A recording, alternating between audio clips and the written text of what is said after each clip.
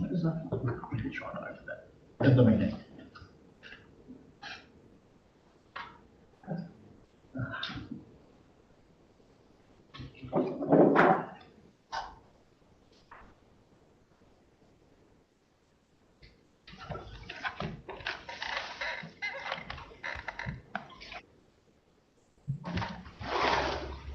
Right, so with that, we'll declare the meeting open at 9 o'clock. And welcome all council members, exec team, staff, and also to members of the public watching via live stream and sitting in the seats over there. Welcome to everybody. We will move straight on to the karakia. Kia hora te marino, kia whakapapa tūnamu ti moana, e hurahai mā tātou e te rangi nei. Excuse my araha atu arahai tātou I a tātou katoa. Huie taipei.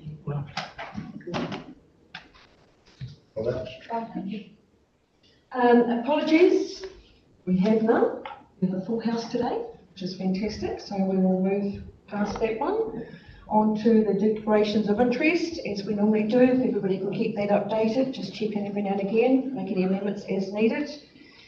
Urgent items not on the agenda, we have none of those also.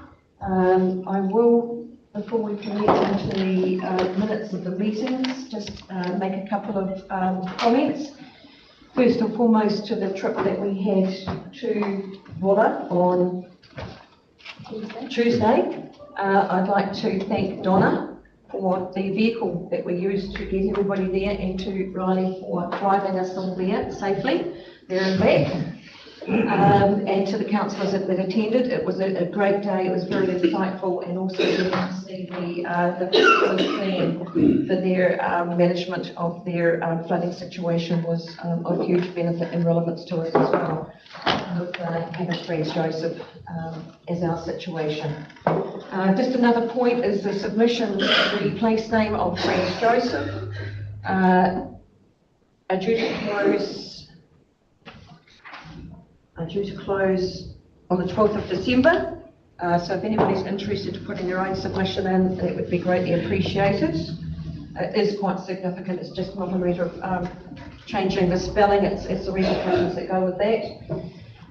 The other thing I'd like to just make mention is of council meetings and workshops and programs that we have. We had FENS here today presenting to us. Everybody does get notice. Sometimes, yes, I appreciate it can be short, but if we can have feedback to Di as soon as possible regarding the ability to attend or not, it would be helpful. As would, if you can and if possible, attend. Today's one was very interesting regarding FENS and their community input and what they're trying to work on going forwards.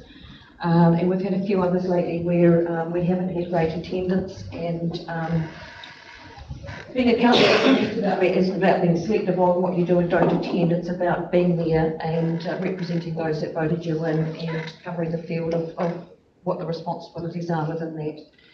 So that's all I wanted to add in before we get into the meeting. So thank you for that.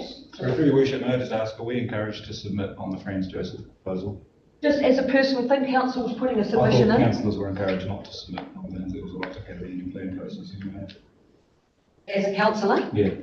Actually on that, I'm not too sure quite. As a private citizen, we have already submitted on behalf of council. Yes. In terms of, it's to do with our own entity, you can submit in terms of a regional council proposal. Okay, no, good to know. Very good. Right, thank you. So moving on to the minutes of meetings, the ordinary council meeting minutes from 26th of October. Can I please have a mover and seconder and resolve that the minutes of the ordinary council meeting held on 26th of October 2023 be confirmed as a true and correct record of the meeting? I'll move it. Thank you, Councillor Phelps. Can I have a seconder? No, you weren't. That's quite true. Councillor Davidson, thank you very much. Extraordinary council meeting minutes of the 31st of October. Again, can I have a mover and seconder, please? Resolve that the minutes of the extraordinary council meeting held on 31st of October be confirmed as a true and correct record of the meeting. For those that were present, Councillor Gliett, thank you. Seconder, Aiden. Councillor Davidson, thank you very much. And I approve that my digital signature be added to the confirmed ordinary council meeting minutes of 26th October and the extraordinary council meeting of 31st October 2023. We also have minutes to receive from standing committees. The first one being the 2nd of August, the Risk and Assurance Committee meeting. Can I have a mover and a seconder, please? Resolve that those minutes of the Risk and Assurance Committee meeting held on 2nd of August 2023 be received. I'm happy to move there. Councillor Burden, Councillor Neal, eat mine. 17th of August, the Cycling and Walking Subcommittee meeting. Again, a mover and a seconder, please, and resolve that the minutes of the Cycling and Walking Subcommittee meeting be received. Councillor Gleig, Councillor Neal, thank you very much. And finally, on the sorry. Yes. Can we go to the next one? Yeah, through Rich. Just on that cycling and walking committee meeting, that particularly with the apologies, I noticed that there were only 2 councils of 8 people attending. I'm just wondering if we got the mix right, actually. 2 councils and 6 members of other groups. There's 4 on that committee from council. Yeah, the 2 apologies. Yes, and those 2 apologies, one was away, and I think one was in hospital, or it was, yes. It just strikes me that Yep. No, the point taken, and it's probably something that we can have a look at and sort of say, is it the right mix? If, for anybody that's on a committee, if they're finding it's not working for them in their schedule, then we'd certainly have a look at it than actually have non-attendance. Just for your question, just a comment. The terms of reference for that committee doesn't have a lot of delegation towards the committee. So most of the major decision making comes back to council for consideration. So once again, it's a representative committee of various organisations that are looking at ensuring that they are talking about the right strategies going forward. Those strategies come back to council for consideration. And I take on your point that, that if people are going to be on the committees, it's respectful to attend the committees that you're there to be partaking of. So let's have a discussion as we go forward, and if there's a shuffle around, we can do so, because it's important too that probably these committees also meet the passion as far as whatever, but also it's that representation. If anybody's committed to something and it's just not in their ability to get there, let's address it. Just on Paul's question, in lieu of Mike being away and being in hospital, what's the legislative stand for someone to see the delegate on their behalf from the wider council body? Well, it's not it's a non. We can't delegate that. No, it's a committee in its base sense. It's not we call it a standing committee for the council. So that's where we would come into those situations. And finally, the minutes on the 17th of October 2023, the Extraordinary Risk and Assurance Committee meeting. I move to send to please resolve that the minutes of the Extraordinary Risk and Assurance Committee meeting of 17th October be received. Councillor Burden, Councillor Casson, thank you very much. Right, so then we will move on to the action list, and Simon will walk us through the 4 points, and Paul Zanin has joined us by Zoom. Good afternoon, Paul, welcome. Good afternoon. Thank you. Good afternoon, Your Worship and councillors. We have 4 standing actions still alive on the action list. The first 2 are combined. We are still doing some work around building assessments. We have instructed our consultant to proceed with some geotech work for both Pakiwaitara and for council building. See, we will need to do that anyway for any further building consent processes. And secondly, we are getting both buildings assessed for healthy buildings, obviously looking at the level of integration in terms of mould or any other aspects that could compromise building. That also affects current status as well. The CBD maintenance, there's been a walk around with two councillors with operations manager, and a program has been decided in terms of planting for the various gardens that are within the CBD. I suggest, Your Worship, that that's removed from the action list. And the last item is an update on the Hokitika Racecourse Development Project. And I'd like to hand over to Paul Zannon to give us an update in terms of the last few weeks' worth of activities. Paul. Well, thank you very much, Simon. Kia ora, Madam Mayor and councillors. So since the last time we presented to council, there's been a bit of activity. We had a stakeholder meeting about 3 weeks ago. So there was about 15 attendees to that, and thanks to the councillors and the mayor for attending as well. It's without sounding too optimistic. I think the conversation has started to turn a little bit as well, and there was really good buy-in and really good participation from those key stakeholder groups. At the same time, we've also put out the registration of interest via GETS. So last time I checked in a few days ago, there was about 48 people had registered into that and downloaded the information packages. There was a good mix of West Coast developers and East Coast developers as well. So we had an open day on Monday as a briefing, and all that information goes up online. Some of the commentary coming through was a high level of interest around the community broader outcomes and the recreational opportunities as well, which is really good news. My expectation is that from next week onwards, we'll start seeing the submissions coming through, and we'll present those to council in due course as well, and re-establish the working group to go through the criteria and assessment of the registration of interest process. So at the moment, it's a bit of a holding pattern. We've got the community open day on the 9th of December, held at the Boys Brigade again. So next week you'll see media releases go out for that, and all the content start going up on online platforms, so Facebook, and also on the council's website. So a significant update under the major projects, which the internal team is helping us with as well. Thank you, Paul, and happy to take questions, Your Worship. Paul, just on that consultation on the 9th of December, was it the 9th? Just wanting to confirm. Saturday the 9th, I'll just double check that. Yes, Saturday 9th of December. So we're looking at from midday to 4 p.m. for this one, if everybody's okay with doing a 4-hour one this time around. And that's primarily focused on providing a good update on what's come out of the working group, where the council's decisions are coming up in terms of the ROI and RFP process, but starting to focus on the recreational development opportunities in the wider context as previously discussed. Okay, thank you. So we'll get Di to send out notice to all councillors for their diary for that. If there's any information you think would be relevant to assist any councillors pre that, if you can flick anything out, Paul, that may be of assistance just in the knowledge side of things for engaging. Absolutely, will do. Thank you.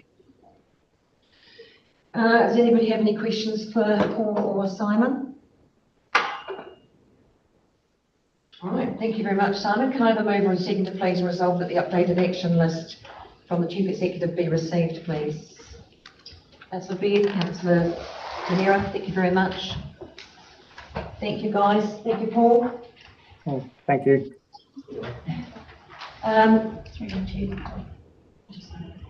And we're noting too with that the number 3, the CBD maintenance, is being removed from the action list. Is everybody happy for that to be included in the moving and seconding of the report? Thank you. Right, presentations. So we welcome Arnold Love, from Regional Manager from West Coast Isaac Construction, to the table, who's going to talk to us about the work on the Hokitika Cenotaph. Welcome, Arnold. Welcome to the meeting. Thank you very much. So I've been on the West Coast for about 5 months now as the Regional Manager for Isaac Construction and Liddell. And I was involved in the last bits of the Cenotaph strengthening work.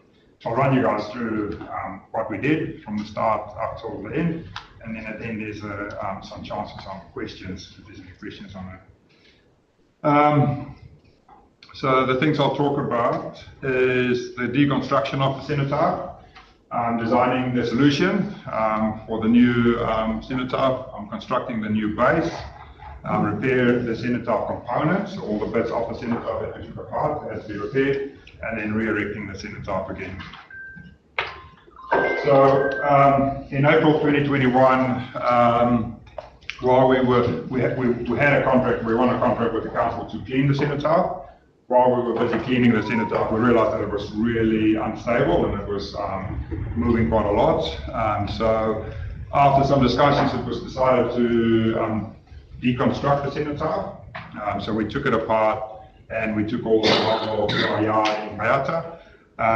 That bit that we're lifting off there weighed just under 8 tonne. So we lifted that off as one piece, took it to the yard, but then we took it apart, of course, to work on it. We also had to remove the old base and then prep the area for the new base to go in. So that's removing the old base. And you could see some of the concrete was actually stuck to the bottom of some of the marble. So of course we had to be very careful with that not to damage the marble as we removed the concrete from those bottom plinths. All that was cleaned up. And then prep for the new cenotaph base to go in. So designing the solution, so we involved John McKenzie from Almac Consulting Engineers to come up with a design of how we can strengthen the cenotaph to make sure that it's going to last another 100 years. And what we came up with is, what's wrong here? On this one, we, doesn't work on the TV now. So we install steel H-piles into the ground. On top of the steel H-piles, we installed steel columns. And on the top of the steel columns, there were plates and then a steel frame around the top.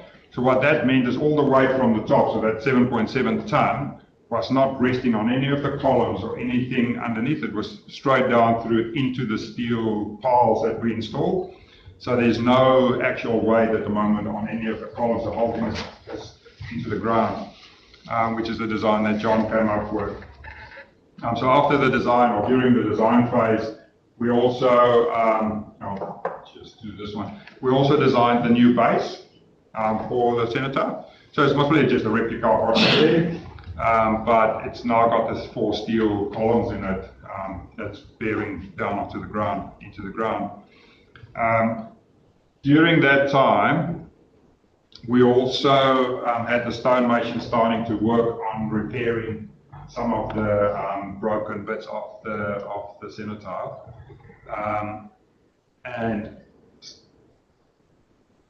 So before we get to that, so when we were doing the new base, we installed the piles. So there you can see the 4 piles going in. So we built a frame, installed those 4 piles down to bearing capacity, and then we put the boxing in place and put all the reinforcing in place. So we built a real strong foundation for the new cenotaph to sit on. But again, keeping in mind that the weight of the cenotaph actually goes into those 4 piles. So it's all connected straight up. You can see on the top, and you'll see it in later photos, there's a reed bar coupler there. So there's actually a reed bar that goes into that. And then there's 4 holes there where the steel columns is actually bolted down onto that. So the whole thing is bolted together. And then with the reed bar, I'll show you later on, it's all tensioned together as well. So it's a real strong solution that John came up with.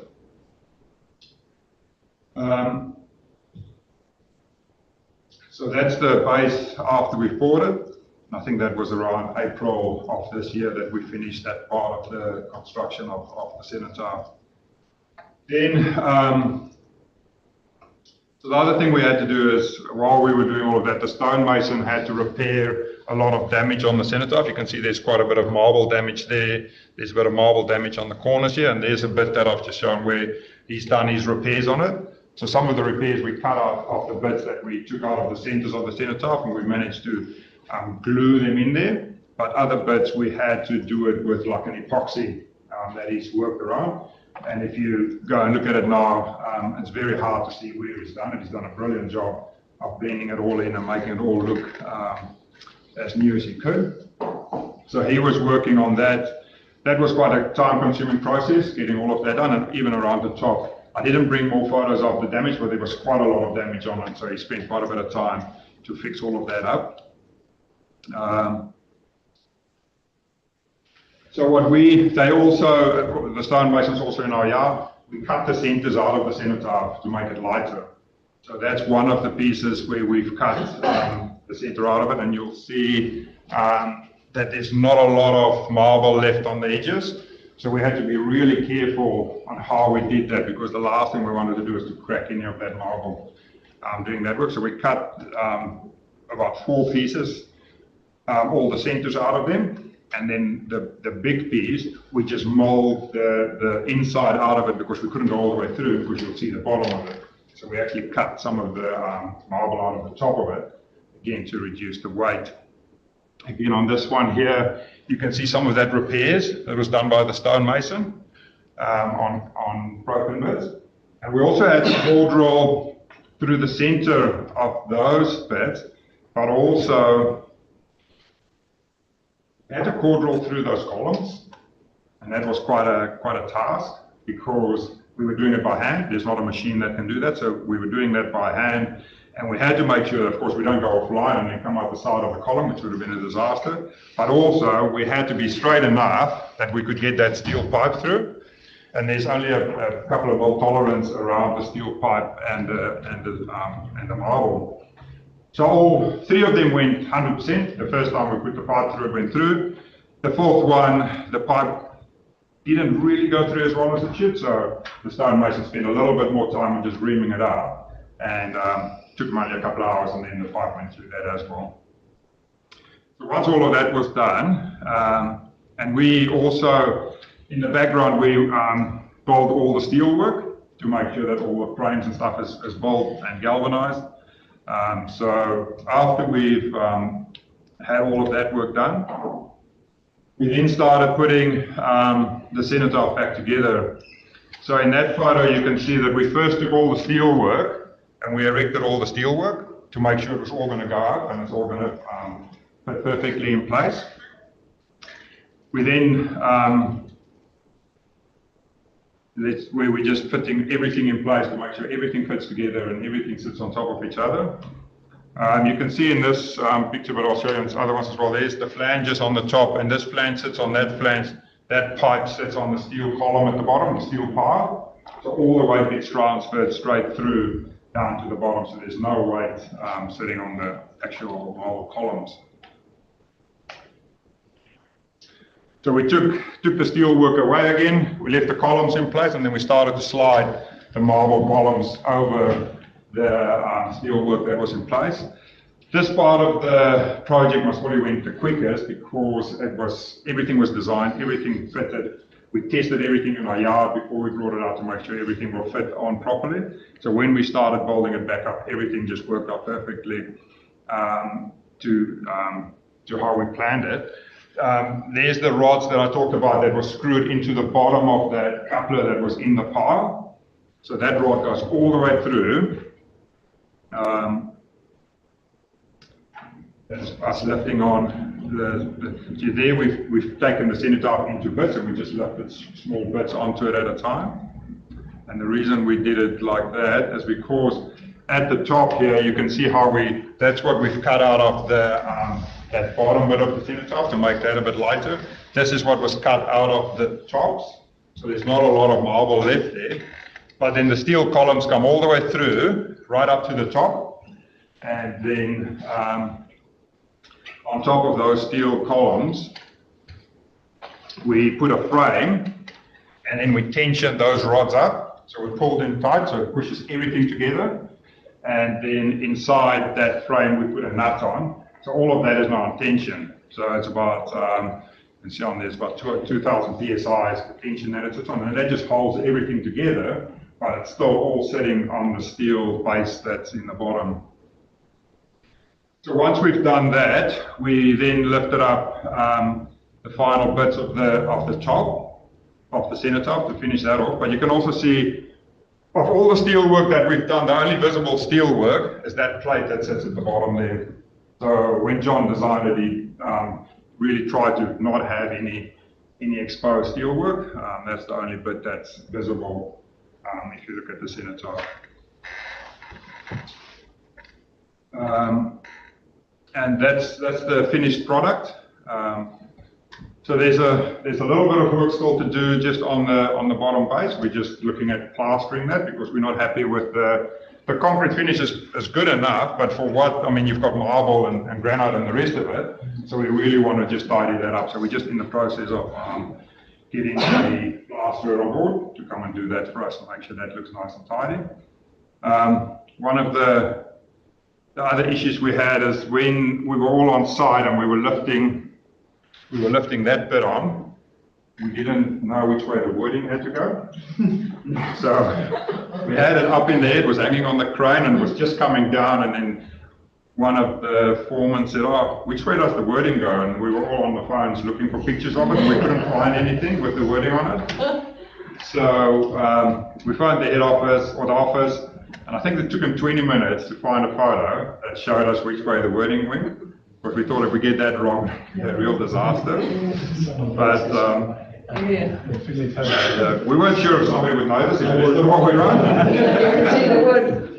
So, but yeah, we managed to find the right photo and get it all the right way around.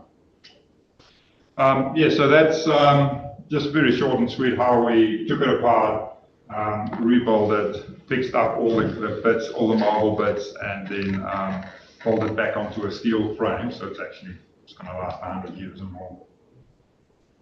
Your Worship, the reason we decided to ask Arnold and Isaac here today is to actually show the process that had to undergo because of obviously the went over budget, but also the time delay in terms of getting it.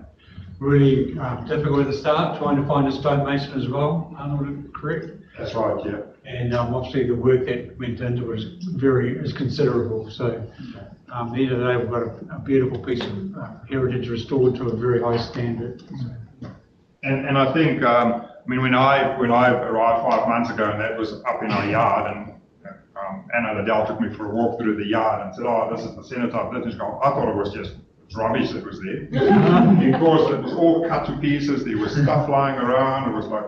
But then when we started cleaning it up, and you can see the work that stonemason did in cutting that center out, I mean, and even us putting it back up, we were so nervous that if you pick that thing up, and because those bits are now so thin and it just snapped or cracked, and we were all like hoping we planned it and had all the right stuff in place, but just make sure that this thing goes back up the way it came down. And then the repairs he's done on it is substantial.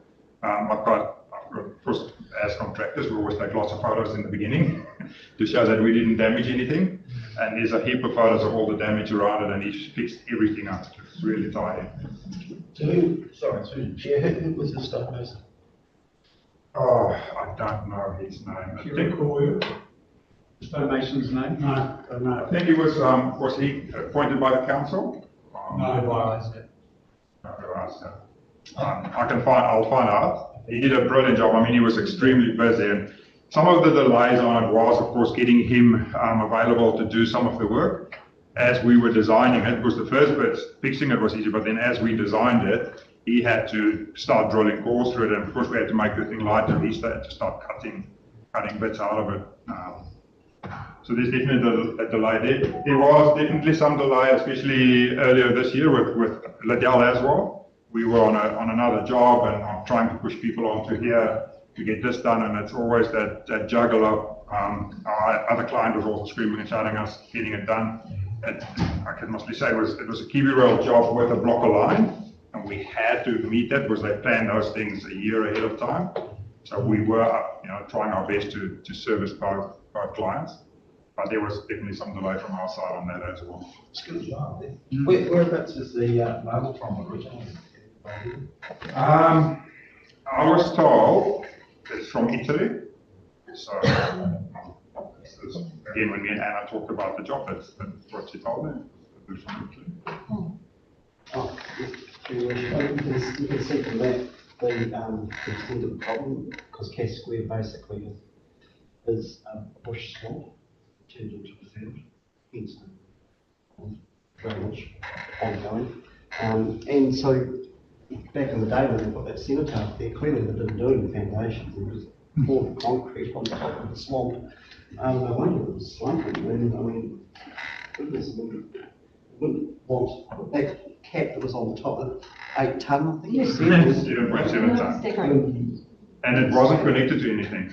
It was sitting on, so those, the columns coming up in the cab, there's no connection between them. It's just sitting there on its own weight. So it was amazing how they, I mean, it stood there for over 100 years. That's true too. It was just thankful, of course, that it didn't tumble twice, remember? But the finished product is marvellous, you know. I mean, I've got uncles that are on that cenotaph, and we're just really proud. It's a great job, well done.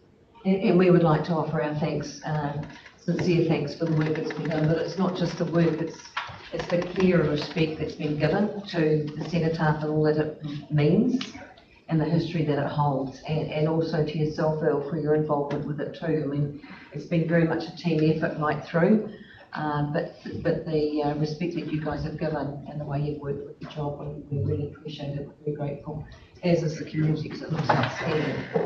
Just through your worship, I'm not sure if there's any awards out there that go towards restoration of historical monuments, but I think it's worthy of an application if we can find some noteworthy prize out there. So we'll look at that. We'll look into that, yeah. We'll contact you if we can find something we can put a hand up for. And thank you for ensuring it was in place and finished, ready for Armistice Day, when we recognised the return of it. So thank you very much. Does anybody have any further questions for Arnold? No? Thank you. Thank you. Thank you very much, Arnold, for taking the time to come in, because it is interesting actually seeing the background to the work involved. It's all well and good to know it's gone and then it comes back, and it's fantastic. But to understand the delicateness of what you've done is amazing. So thank you. I think Anna did mention to me that we were proposing to do a booklet on it Right. to show what we've done, so we will still do that. I think she did a presentation and we'll use some of this and we'll put that together. And we'll make sure that we get that out in the next soon. Thank you very much. Thank you for Thank you. that. Thank you, Arnold. Can I have a mover and second to please resolve that the presentation from Arnold Lau, Regional Manager, West Coast Isaac Construction Limited, be received? Councillor Burton, Councillor Baird, thank you very much. Thank you. Thank you. Thank you. And next we have the Enviro Schools in Westland update from Lauren Kelly, who's the Regional Coordinator, and Laura Neal, the Facilitator for Enviro Schools. Welcome, ladies. Please come and join us, and we look forward to your presentation. Tēnā koutou, kei te mihi ki te mana whenua o tēnei rohe. I'd like to acknowledge the mana whenua of this rohe and Paul, and also the beautiful natural environment around us that we all live in and enjoy. And I'd also like to acknowledge and thank you all as councillors for having us here today and allowing us some of your time, and to acknowledge Earl, he's just left, for the support that he's given us in his role with council. Ngā mihi nui kia koutou katoa. Kei Blackwell toku ingoa, ko ao te Enviro Schools Regional Coordinator ki te tai Pōtini. So Lauren Kelly toku ingoa. Tēnā koutou, tēnā koutou, tēnā tātou katoa.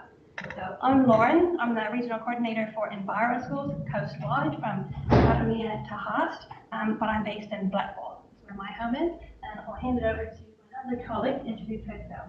Tēnā koutou katoa, no Ireland hoku tūpuna, kei te noho ahau ki Hokitika, I tipu ake au ki te roto o Kānere, ko Laura Neal tōku ingoa, nō reira tēnā koutou, tēnā koutou, tēnā koutou katoa. Thank you very much. I'm Laura Neal and I am the facilitator for Westland and Grey Districts for Enviro Schools. Oh. Yeah, thank you again for having us today. We'll start by, we'll share a bit about the Enviro Schools program, some of the big picture, so what we do, our nationwide program, how we work locally, and how we support council's vision. And then I'll hand it over to Laura, and she's going to show you some of the amazing mahi that some of our local schools have been doing, and that's really quite inspiring.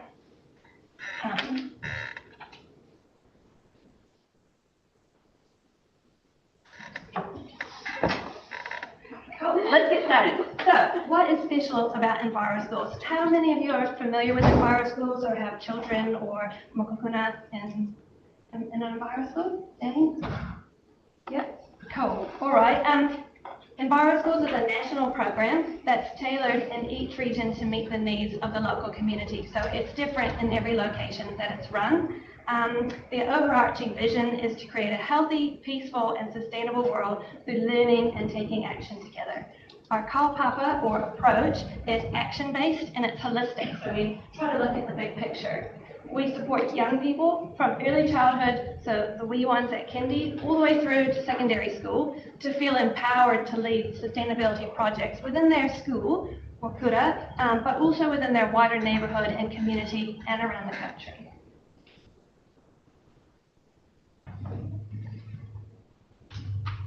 Okay. Keep forgetting to point it at that one.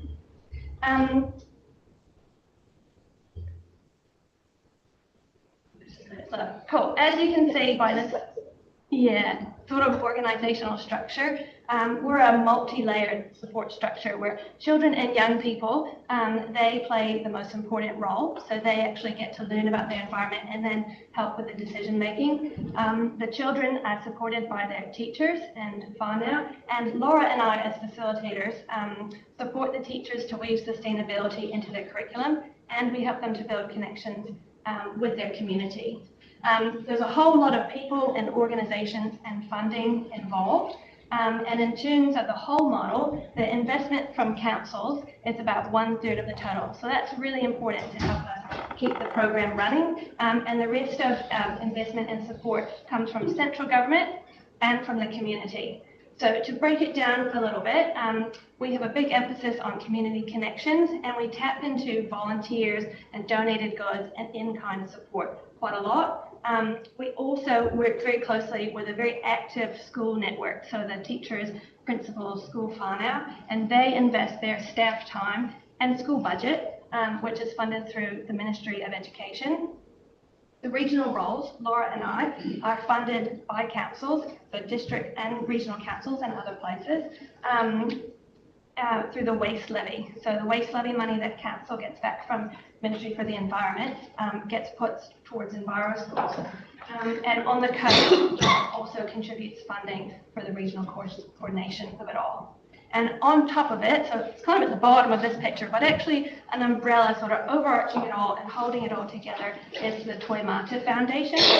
They're based in Hamilton and they're nationwide. They support Enviro Schools, and they also support a Māori-based program called Te Ahaturoa, which is on the North Island. Okay. Learning in action with all Enviro Schools happens across a wide range of areas. So you can see focuses like waste, creative projects, ecological building, biodiversity. All Enviro Schools focus on what we call our 5 guiding principles, and they are Te Ao Māori, empowered learners, learning for sustainability, sustainable communities, and respect for diversity. In Westland District specifically, our Enviro Schools are focused on waste minimisation. That's a really large part of our kaupapa because we get funding from the waste levy, and it's also part of being good stewards of the environment for our tamariki. And they also learn about and take action for their environment. They get to do outdoor stuff with DOC and learn about the ngahere and the awa. They learn about being active community members. A lot of our schools have veggie gardens and native nurseries, so they're growing plants and kai, and they also focus on cultural sustainability. So Te Ao Māori, connecting with Ngāti Wairau and Makapia, and also the other cultures that are represented within their school and community.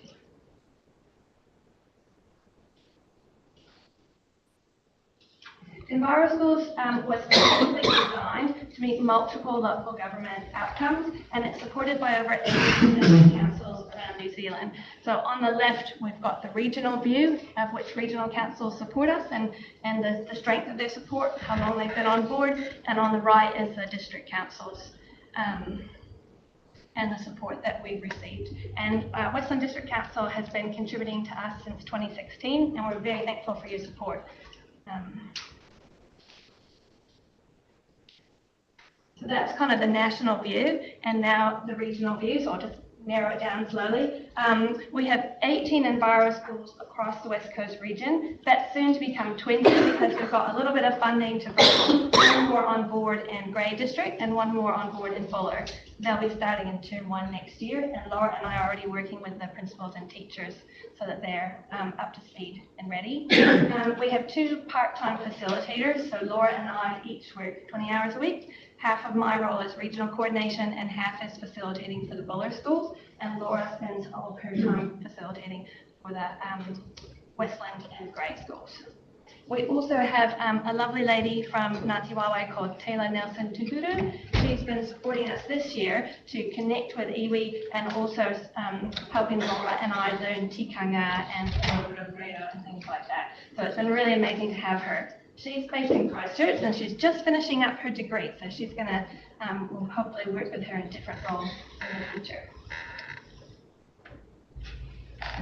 And now, this district specifically, we have 8 Enviro schools around in Hokitika, and one of those is in Haast. 3 of them are early childhood education, so 3 of the 4 kindies basically in Hokitika participate with us. That's 75%, and 5 of the 12 schools. And we've just got a list of the ones that are involved. Our current level, also Haast School joined last year, and they've really jumped in, boots and all, and been doing beach cleanups and waste reduction and things like that. Our current level of funding from the council is $26,000 per year. This allows Laura and I our 20 hours, Laura's 20 hours, and the funding for the regional coordination role and additional support and events comes from Toimata. But any increase in funding that we could receive from councils would help us to better facilitate the program and reach more schools in whānau. We have funding from council confirmed until 30th of June next year, and I look forward to working with you all through Errol to see how we can continue that into the future. Lauren, do you want questions at the end, or are you happy to take them as they come up? Yes, a question now if you like. In terms of 5 of 12 schools around, neither of our secondary schools are involved in that. Is that purely a funding thing, or is it a non-willingness to participate from those schools? No, I think it's mostly just the capacity, that Laura and I are at capacity, and high schools are a bit complex because just the way they change classes throughout the day and things like that. So we would love to support a local high school, or all the local high schools. We just need the capacity to. And likewise with the private schools that aren't represented on that list, that's a capacity-based service that you have? Yeah, largely. Yeah, and we have a waiting list as well for schools that want to come on. Yeah. Yeah. Volume-wise, out of the total number of schools, they're 8 to 12. So how many, have you got the majority of those on a waiting list to join? No, I'm not sure how many. I'm not sure at the moment, but I think I was thinking region-wide, wasn't I? Yeah, region-wide. Yeah. Yeah, we probably have about 5 or 6 across the region on the waiting list. And it's funding that's stopping that from expanding? Yeah, just resourcing. Your Worship, the last time that we had a presentation from the Wairau schools, I'm pretty sure we talked about the West Coast Regional Council as one of the only regional councils in the country that's not involved. And I see it's still blank on that map. So they obviously still haven't got the message. Yeah. It's a real shame. That's a very good question, and it's something that I'm working on this year. So I'm just working on getting an appointment with the regional council to talk about if we could collaborate going forward and what support that they can give to the school. Right. It wasn't just a brickbat either, but I thought we had actually agreed last time that we were going to write and encourage the regional council to. I think we may have already done so. I can't. It obviously didn't have any impact, but. Check the CE since then. Yeah, exactly. Maybe it's something that we can revisit and try again. Yeah. So is it Paul? Try again? Yes. We would love your support with that, and we can keep in touch with you about it as we begin to talk with them. They've got some new staff and they've had some changes within the council, so yeah, it can be very promising. Okay.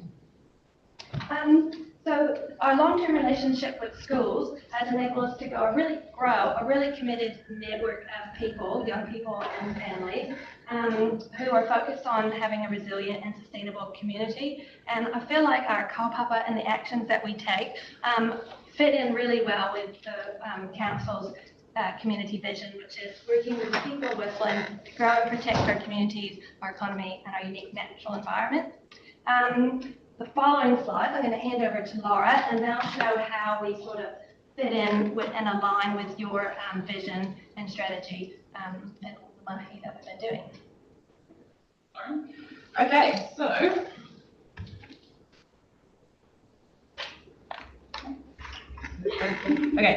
so many of our schools have been very passionate about waste reduction and exploring ways to manage their waste responsibly. This looks different in each Enviro school. Some of the ways we support their journey is facilitating waste audits and to help them identify their current situation.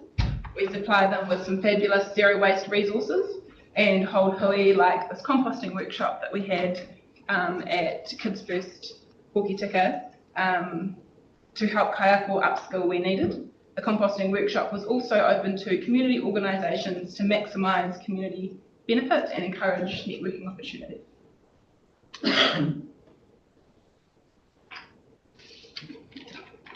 Early childhood centres and primary schools are getting very creative with their waste minimisation strategies to encourage whānau to get on board. Some of the waste reduction strategies that have been put in place in Westland are a plastic-free lunchbox challenge that took place during Plastic-Free July, a Tetra Pak collection point to make it easier to recycle Tetra Paks now that we can take them into the library, and exchange tables for anyone to put things on or to take things, to put things there or to take them from. I've seen things like clothing, vegetable plants, excess produce and pukapuka on these tables for whānau to share.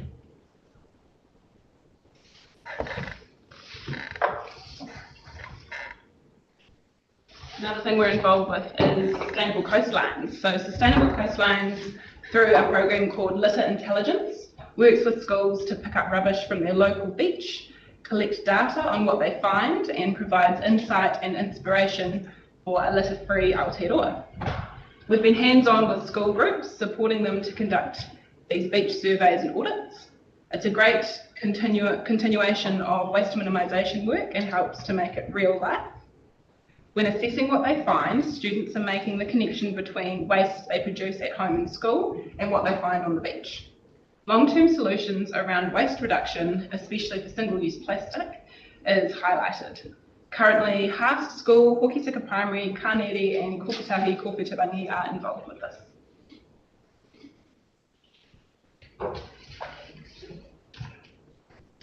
So biodiversity is another strong focus of ours. So this year, Enviro Schools received funding from the 1 Billion Trees program through Te Ururako New Zealand Forest Service to support the ecological restoration work that schools do on their grounds and in their communities.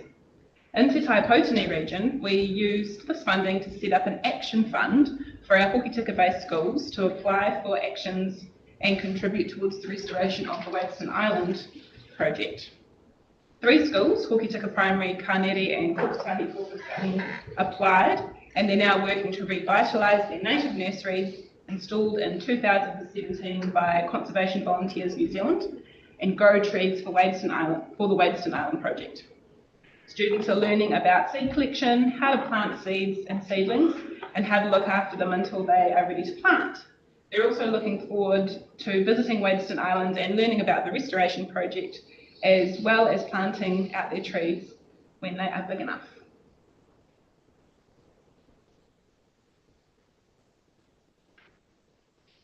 Kaipuku are doing some amazing mahi around supporting our Enviro schools with seedlings to grow in their marakai. This photo is of Kāneri School being supported to plant out their entire garden. It's a fabulous day. We're in discussions with Christine about what a partnership could look like around kura growing the kai and Kaipuku helping to disperse it around the community with the help of tamariki, a great way to work towards becoming a more sustainable community.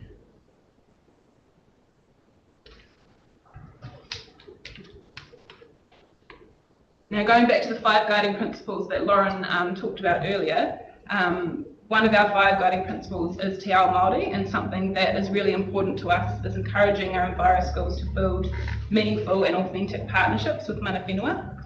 Lauren and I were lucky enough to attend a wānanga in Mawhera earlier this year to learn about Te Orohokanga creation, so we can support kura with using local pūrākau narratives. These are just some examples of the many things that our Enviro schools are working away on. Cool. The next. So, opportunities, next steps. I've just sort of put together a list of the things that we do and that we'll continue doing. Staying connected and supporting kayako teachers in a range of ways. We're doing something called a reflection with Haast School in a couple of weeks, and that's where they look back together as a school, so the children, the teachers, the parents, at what they've achieved over the last couple of years, and they celebrate that and they start making plans for what they're going to do over the next couple of years. So that's going to be a very exciting day out, and we'll have a little celebration at the end and some cake. We'll continue conducting waste audits and supporting schools with waste minimisation, connecting schools with Weights and Island, and the council is involved in that, so we'll be working with council staff on that, and facilitating connections with the wider community. And we'd be happy to hear from you guys if you had ideas or ways that you would like to support Enviro schools, or things that you'd like us to see done, or projects you know of that we might be able to get involved in. So we'd be happy to hear from you and your ideas. To connect up with us, we have Enviro Schools nationally has a really fabulous website. It's got a lot of information about how our kaupapa works, and it also has a lot of really inspiring stories on it from schools around the country, but there are a number of West Coast school stories on there as well, and those are all put together so that people can know what's going on in lots of different communities and get ideas, know what works and what doesn't, things like that. We put out a newsletter about once a term. If you'd like to sign up for that, you won't be bombarded with emails, but you'll get to hear every once in a while what we've been up to, what we've achieved, and what we have coming up in terms of support for teachers. And we have a social media, Facebook and Instagram pages. So feel free to subscribe to the newsletter or the social media pages. And that's the end. Thank you again for having us here today, and for all of Council's support for the program over the years. And we're happy to take any more questions you might have. Does anybody have any more questions for ladies? Yeah. Yes.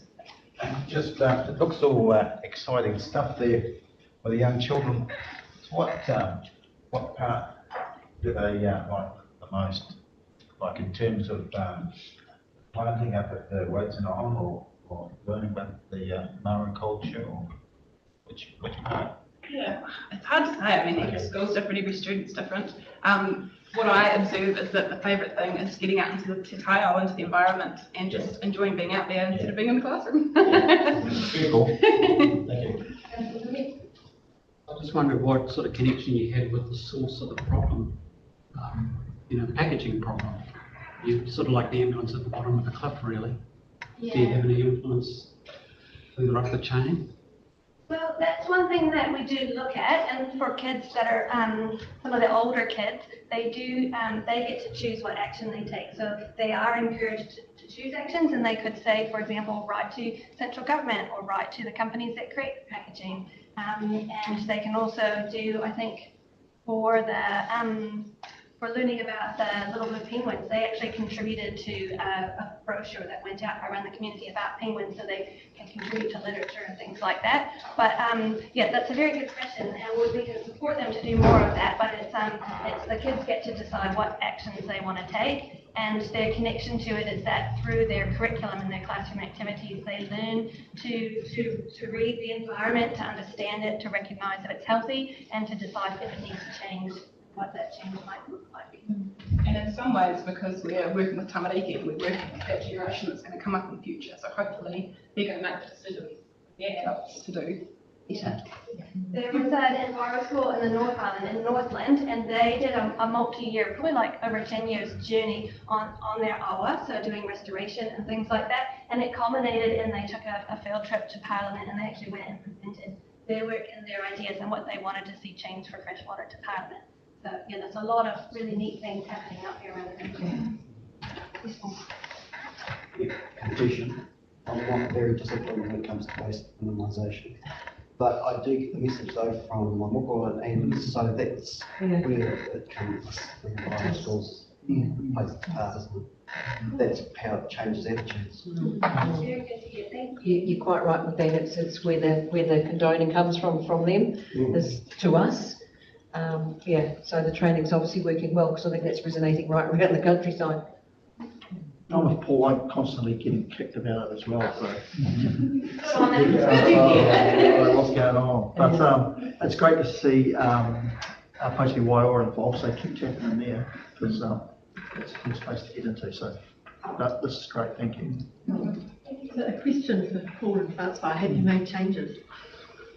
Yeah. Let's not get judgy here, this is right. Oh, lovely. Does anybody have any further questions for the ladies, please? No? Oh, thank you very much, Lauren and Laura, for coming and presenting to us today. It's great to have an update on where that's at and the success you've had in the program.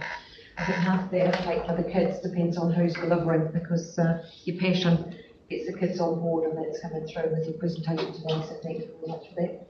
And we'll get a letter off to the Regional Council, putting a little bit of pressure on them to get in and support as well. That's awesome. Thank you. You're welcome. You're welcome. Thank you very much. Enjoy the rest of your meeting. Can I have someone please move the second and resolve that the presentation for Lauren Kelly and Laura Neal, coordinator and facilitator for Enviro Schools, be received, please. Thank you, Councillor Casson. Councillor Phelps, thank you very much. Thanks, ladies. Thank you.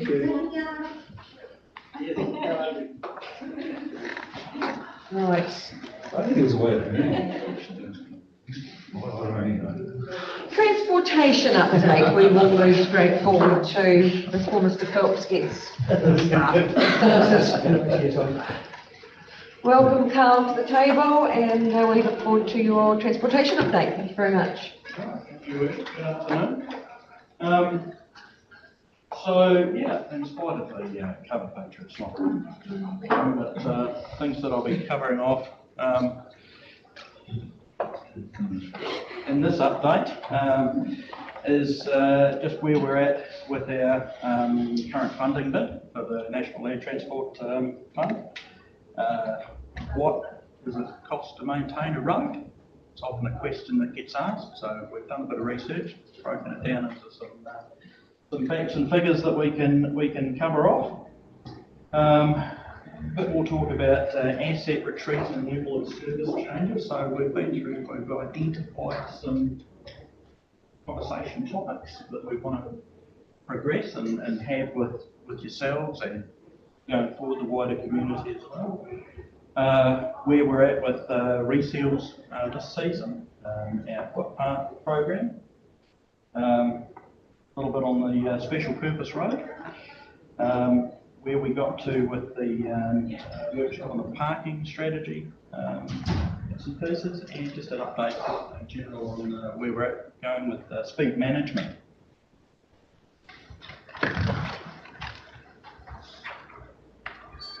So originally, a wee while ago when we presented on the initial bid that we put in, which was option 3, preserving our assets. At that stage, we were looking at just under $38 million over a 3-year period. That also included the special purpose road coming into council financial assistance rate. So it would have no longer been 100% funded, but things have changed since then. What we're looking at the moment in a revised bid, so we've got until the 8th of December to get our final final bids in for consideration. We're working through an option 2.5, which is somewhere in between a minimum option and what we're looking for. So far, we've pared that down to about 34 million, considering also that this is the total cost, and over 3 years, and it includes the contribution from Waka Kotahi.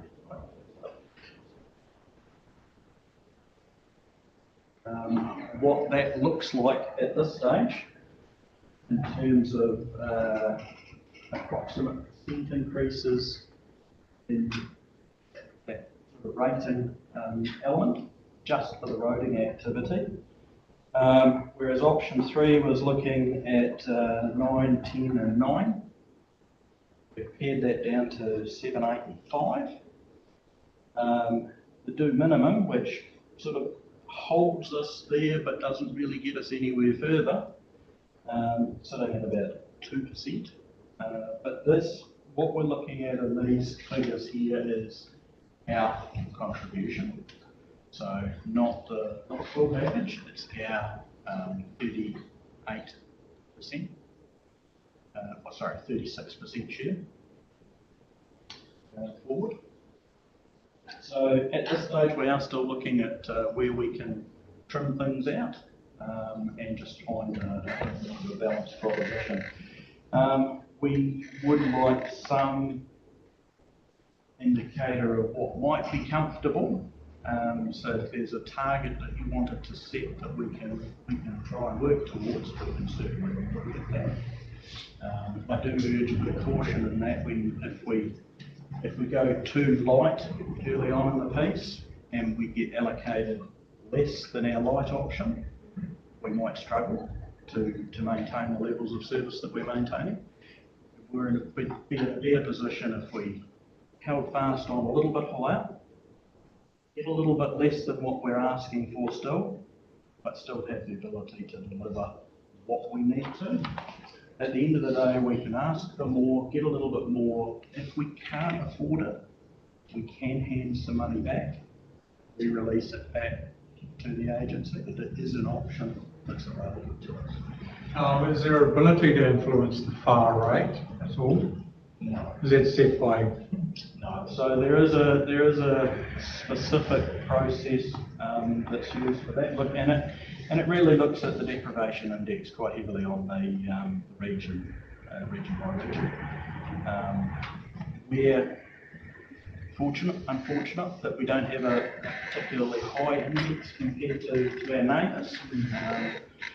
Again, that's probably a good thing in that context, but it's not good when it comes to hitting our highest.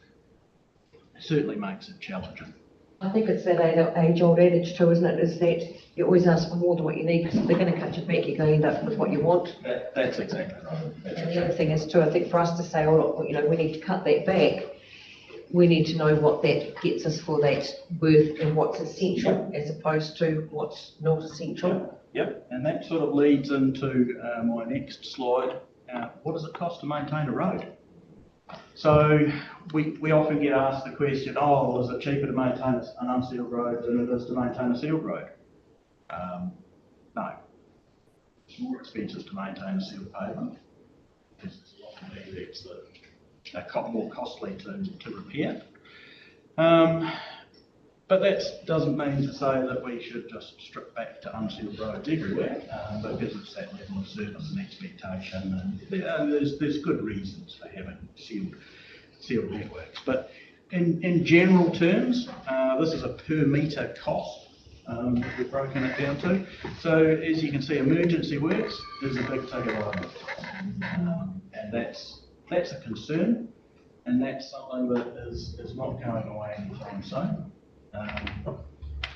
But keeping some of these figures in mind, what we can then do is look at what other roads, what specific roads are costing us around the network. Sorry, Carl, just before we jump slides, that emergency cost, how much of that is that a typical fire rate that we get back, or do we get 100% return? No, we don't get 100%. The only road that we get 100% return on is the special purpose road. All other activities, any emergency works is funded at our normal fund rate. However, if a specific event goes beyond 10% of our annual budget in terms of recovery cost, there is a process where we get an extra roughly 20% added to that in terms of the fund. So we get better funding if there's a big emergency event, but ultimately we really don't want big emergency events because we've still got to find out and we've got to find it somewhere. And so, Carl, just back to the previous slide. Oh, You go. I was just going to say back to the previous slide. Yep.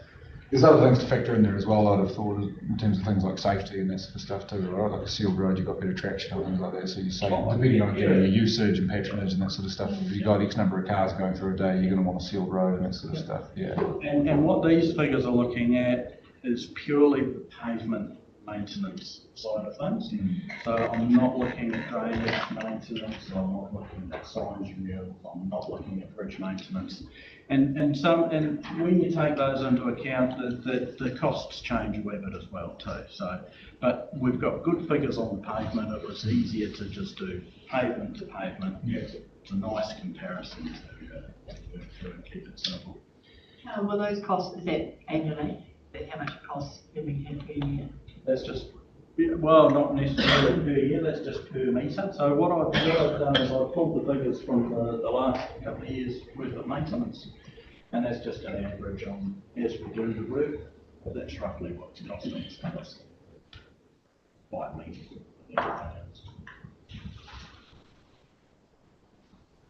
It's an average sum. So the emergency works average $122 a metre. Yeah. So if you had a big washout, sorry, can you explain that to me? Well, what I've done is I looked at all the roads that we had emergency events on, looked at the length of that road that was affected by any emergency event. So there's various things that go in. If there could be a washout, it could be just minor scarring on the road. Anything that's been flagged as an emergency event just have some sort of recovery. And it's to the road. It's over that whole length of network that's affected by that emergency. It's really just to give us an idea of what costs us more. Right. So does that mean, sorry, if you've got a road and 10 metres of it is washed out, yeah, and it will cost $122 per metre. So that's No. So you'll have some things. This is the tricky part to it, because you'll have some sections of road that'll have a lot higher costs. This is where it comes down to an average cost. Some are a lot less. If it's just a minor remetalling that's needed on a road, tidy up a bit of drainage work. Yeah, so we counted as emergency. It all counts as emergency work. So if it was something that affected. And some of these activities might only cost a couple of bucks. A couple of bucks here, a couple of bucks there. But it's the big ones that offset that. It's really just to get an indication of where the big things are occurring.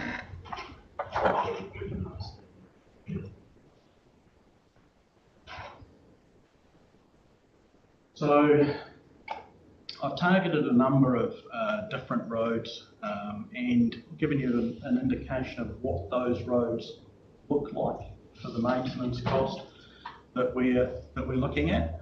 So if you start off with Gillespie's Beach is the one on the top right. Milltown Road is the central one, and Jackson's River Road is the one on the bottom right. So looking at the individual roads, we can see what the general maintenance costs are for those roads. What we factor in there is, in terms of what we're doing, is trying to understand what the traffic volumes are, what the use of the road is. But then you've got the emergency works costs that are additional to that per road. So some roads cost us more, some roads cost us less. Just depends on where events are happening or how vulnerable they might be to events. If you use Gillespie's Beach and Milltown Road, The bigger items for there for emergency works is drainage repairs, because you've got roads that are in grades with a lot of water channel issues that happen as a result of weather events. Jackson's River Road was actually quite surprising, doesn't cost us that much, but the overall maintenance costs on that are a bit less. I was actually quite surprised by that. So Carl, on these roads where we're spending more on emergency works than maintenance, does the lack of maintenance cause the spend for emergency works, say drains, you know, on both sides of Milltown Road? Are they not being cleaned out after that being damaged? Right. Not necessarily, because the drains down Milltown Road are quite regularly cleaned. The cost of the emergency event can often be related to the location of the road, the drain. Milltown Road in particular was quite a steep descent into the valley. That is primarily the area that gives us the most problems. And that's different. We've done more work in the drainage, the side drains along that road, just to try and make them a bit more resistant to damage. But it still happens. It's pretty good too. So, excuse me, Carl, just back on again as well, in terms of the low cost on the Jacksons River Road, as part of that, just because it wouldn't get as much patronage or traffic, whereas something like Gillespie's Beach probably doesn't get that a bit more. Yeah. Yep, the higher traffic roads are the ones that we get the beach, the ones that require more grading and potholing and all that sort of thing. Whereas, yeah, you're absolutely right, the Jackson River Road is a lower traffic volume road, so the general costs are quite a lot less. Yeah. And that's, it's reflected in that. Yeah, because in some of it as well, I imagine if it's not being used at all, it's still going to get hit by the weather and that sort of stuff. Well, it'd be a base level that, irrespective of how much or how little traffic you've got, it's wind, rain, and everything. So are we subsidising the tourists, because it'd be mainly tourists going out to Gillespie? Yeah, sort of subsidising them. We're maintaining the roads that are busy, that deteriorate faster. Some of those roads have dog tracks at the end. Some of them do have dog tracks. So if we go to the next slide, that paints a slightly different picture. This is, so we've got in the top right is Onionay Road. The central one is the Totra Valley Road. And the bottom one is Cement Lead Road. So now it's an interesting one. Cement Lead Road doesn't get affected by emergency events, but the general maintenance on that road is a lot higher than any other road in the network and unsealed roads. It's largely population traffic complaints based. So we can get feedback from the residents on that road about the condition of the road. So it does cost more to maintain the level of service that is expected. Carl, in terms of Cement Lead Road, at what point when we're spending nearly $10 a metre maintaining it as a gravel road, is it more cost effective to actually seal it? Possibly. That's what I mean. How? What's the payback? What's the sort of, yeah. Well, I mean, it is something that we've got flagged for review, and we'll go through the numbers, work out what's. I don't know, I'm just. It's really handy to go through this exercise just to understand what's costing us money. Understanding why is one of the big items. So Totra Valley Road is one that we've actually downsized a lot of the maintenance on. We do maintenance at a bare minimum, only as we really need to. And as you can see, about 81 cents,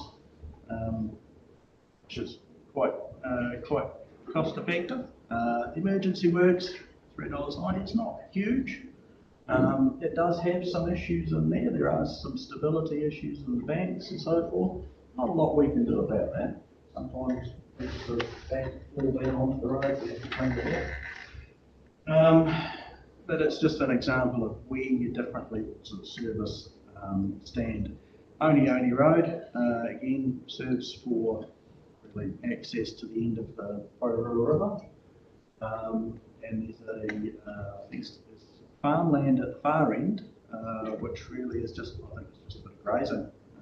Wintering over, that's 3 years, it's just over, yeah, it's not really productive in terms of, it's not milk territory, but that's what it's used for.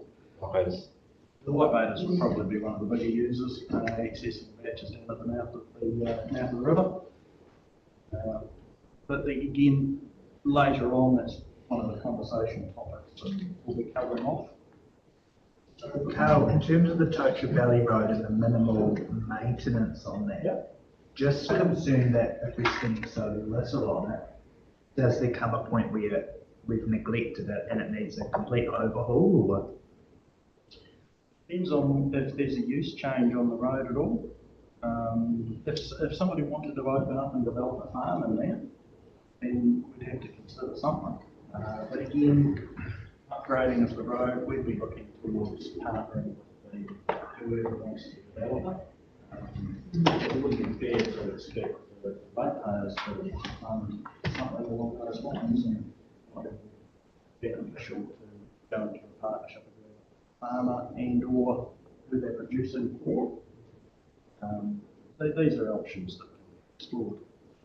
It's interesting, Carl, like you're saying about the maintenance on the pavement. There's mainly the bigger cost is mainly due to the traffic that's on there. It's looking at right down a pass there in Jackson, that's probably one of the biggest rainfalls that we've had. Yep. And comparing it to like sort of out of the sticks there, it's a huge difference. Yep. Some parts of the network are very resilient, even though they're maintained in the same way as other parts of the network. It can be quite a mystery sometimes why one goes over the other. Some of it would be to do with hydrology, how much bush cover you've got inside of the road, the extent to which There's a whole range of factors. Again, just looking at what we're getting for what we're spending. We've got Adair's Road, Gillam's Gully, How Road, and that's what we're spending. That's the quality or the level of service provided for that spend. So it just helps to get an understanding of what it looks like for roughly the dollars for that type of road, so that we can demonstrate what we might be able to deliver and likely it's going to cost us long term. Carl, is there any relevance to population base that's utilising that road as far as a natural requirement? If there's a larger population using it versus one or two people? Well, that's something that we need to consider going forward is who we're actually providing roads for, who's using them, how they're getting used, and that sort of feeds into where we're going with the next few slides in terms of that asset retreat side of things. And I think it's important to understand the difference at this stage too, but behind the difference between asset retreat versus managed retreat. You hear quite a bit around the country at the moment going on about managed retreat. We're not talking about that. That's looking at moving communities away from this area. It's moving large numbers of your asset base away from those high-risk areas.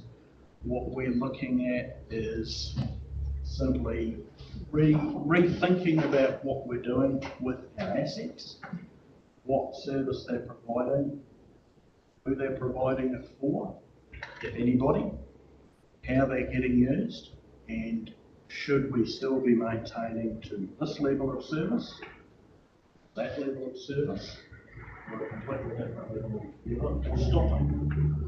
So, how's it determined, for example, on a property by property or a ratepayer by ratepayer basis? We've got the likes of, say, Cement League Road and Gillam's Gully Road that would like to have the road seal, and then you've got the entirety of, say, Stepford Loop, where you've got quite a long run of seal, and you just, is it as such that if your road is next to a bit of gravel as opposed to a bit of tar seal, your rates are necessarily going to be higher or lower, or is it just the luck of the dip basically as to where we've decided to have seal and where we've decided to not Well, is there any actual methodology to it, or? There has in the past been some policies around seal extensions, back when they were subsidised, and there was a program of works that the council had where they were doing a certain amount of seal extensions every year, and I think it was just getting moved around the community.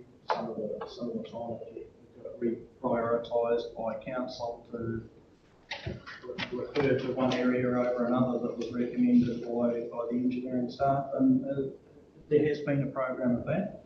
The challenges that we've got now is that activity in itself is no longer eligible for funding support from the Māori Container. So if we do a seal extension, we need to go through a certain process to justify it to get.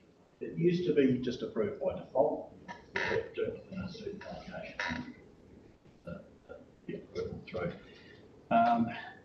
There's factors that need to be considered in terms of potential health for the community. It's a factor that we use to help justify it. The costs of maintaining it. So some parts of the network that are really remote, that are unsealed, if it's not economic to take machinery to the site to maintain it, i.e. a grader, then we can look at what the options are, seal it, forget about it for a couple of years, go through and resurface it again. Some of your maintenance costs are a little bit higher just as spikes, but long term it balances out to a wee bit better. But you don't have dead machine hours transporting it from A to B to wherever to do your maintenance, which it's that point where it becomes quite uneconomic to do. Escalating. So those are the sort of considerations that we. And that's all I've finished. Hey Carl, in terms of sealing roads, so if a group of homeowners want to get a council road sealed, can they get the council to seal it and then pay the council for, or is there a process to go through to get it sealed yourself, or what? That's certainly an option. A cost share is certainly an option with the property owners. Happy to engage in those conversations and work out a solution that's affordable and can work for everybody. We're open to any kind of suggestion or conversation. It's just a matter of starting that and seeing where we end up. It's been done before with the first part of cement thing, right? There has been some stuff done in the past where there's been some contributions, as I understand it. So, yeah, it's not unprecedented work. So how does it, I mean, there's obviously a one-off capital cost to sealing the road, but then you've got presumably an ongoing higher maintenance and operating expense to maintaining it, right? So do you then need to negotiate with those retailers whether their rates should be higher or not? I mean, I don't know if we can negotiate the rates. Yeah. No, it just seems a bit queer because you've got some places where people have already got a sealed road, and it's not as if their rates necessarily reflect that higher level service that they're getting. And so then if you were to seal someone else's road, do you then incur a higher cost on them? But they'll turn around and say, oh, well, Johnny next door or down the way has had a sealed road for years and his rates are less than mine or something like that, you know, already. So, yeah. How is all this figured out? Is there any actual system, or is it haphazard? In terms of the rates, no, I don't. Carl's area of expertise. There's a collective wisdom in this room. I would hope to, have an answer to that question. But yeah, You've got a sealed road or an unsealed road has no tax rate, does it? No. Well, it might affect the value of your house. It's the same thing, it's a general rate or the capital value rating, so. At the end of the day, it may affect your capital value, your property. Property sealed road might have a higher capital value than an unsealed road, and by that definition, it would probably affect the rates. So, how much? But internally, we don't differentiate on whether the road Yeah. is sealed or not. I suppose living next to dust, it's no different than living next to noise. If you buy a house next to an airport, this is one that's 4 k's away. It's going to be probably goes a gold one. Yeah, or a gold one. Carl?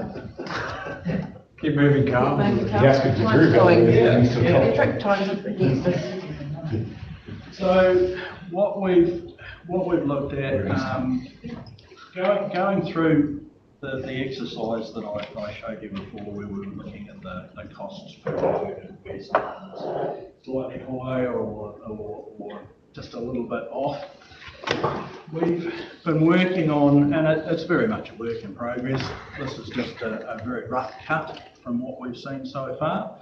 Some areas that we might like to consider some change, and what those changes might be, like the Cron Road with the Johnny Walker Bridge at just out of Harry there. It's one that you were familiar with from the tour that we did, and realistically, the property serves as an access to a little bit of farmland. The road ends at the end of the bridge, so it's literally the bridge to nowhere. We do have a number of those, and the approach that we've taken so far is we've scaled back some maintenance and waterway on there. We don't do anything at all. We're just watching it to see what happens, because it is very active, very dynamic. There's signs that it might be changing again, but we're trying to keep that down as low as possible. Also, the Oni Road that we saw in the earlier photos, that road gets regularly affected by the Ruru River. Comes up, it's very close, and that's also affected by the one previous. There's a high bed load comes down that river. It's in a grading riverbed. It's already getting very close to the road, so storm events does regularly come over, gets inundated itself, it has to be cleaned up. It's that ongoing cost. Do we continue to do it? Do we let get inundated and just is what it is? Make it a four-wheel drive road? Possibility. Do we keep it a bit lower again? I don't know. These are conversations that we need to have with the wider community though as well too. So the Pro-Ruru River, we've got the Pro-Ruru River Road. Again, there's a section here where the waterway at the end has jumped out of its bed and it's caused us to lose a culvert. There's a bridge towards the end, and then there's a culvert. The waterway's jumped out of its path. We've redirected it once, but it's continuing to jump out and it washes the culvert out on the outside of the road. Nobody lives there. The road goes to nowhere, bit of farmland. We pull back and stop maintaining the road at a specific point. That's the sort of thing that we need to be considering and looking at, because otherwise we just continue to restore culverts that we don't need. We have a number of others. Doughboy Road South up the valley. It just serves as more of a stop track than anything else. So just before the helicopter operation, as you go into the gorge, off to the left, Doughboy Road South. Goes right to the top of that. Goes to the river, goes to the top of Pine Creek. Just farm access. The farmer uses it for moving stock. We don't do a lot of maintenance to it. We have had some significant scour issues through there in recent years that we've had to repair. But again, if it happens again, we won't go back and do any more work to it. I'm not convinced it's money well spent. One that will be potentially contentious with the community is the La Fontaine Bridge on River Road. Currently, it's at the end of its life. It's up for replacement in the next year or two. We're looking at a $400,000, $500,000, $600,000, $700,000, $800,000 bridge. There's 3 bridges within close proximity of that location. There's that bridge, and there's a bridge upstream and a bridge downstream. As it stands, that one bridge serves to provide access to 2 farms, which also have access with the 2 other bridges, but it's also access to the Guy Menzies Memorial. The question you need to ask yourself is the memorial on the right side of the river? You can shift the memorial, can't you? If we can shift the memorial, we can do away with the bridge. It's as simple as that. Do we need a road bridge there? Probably not, because the road again terminates at the end of the bridge. It's the other road to nowhere. So does that bridge have life in it as a footbridge? even as a footbridge, it'll still be limited. Could we spend minimal amount of money on it? And that's something that we could investigate further.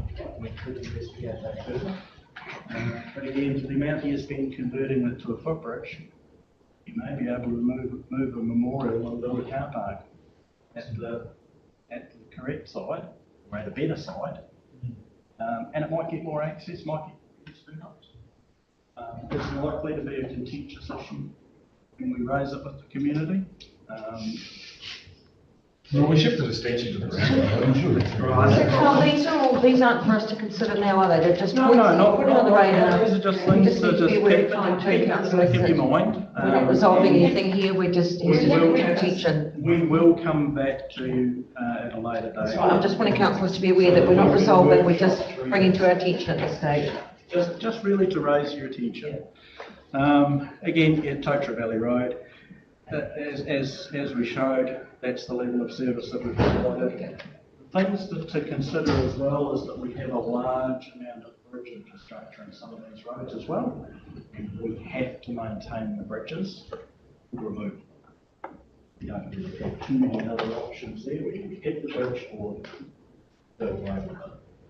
Leaving the bridge and not maintaining it is not a tenable solution. We've still got ultimate responsibility for those structures in the road.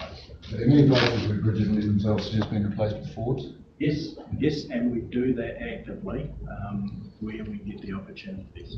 We've done that with a bridge in the Waitaha South Bank. We replaced one a couple of years ago. Pipes in, splash forward over top. It's very well. We did 4 small bridges in Bulkhead Road, replaced all with bolts. No issues. If you did go down this pathway, some of these places they could lend opportunities for other things like cyclecraft and stuff like that. You know, I'm looking at the Dayboy there, going across the Totara. I'm sorry, not the Totara, the Tauranga there, and connecting up to the Hoki Gorge. Just a opportunity.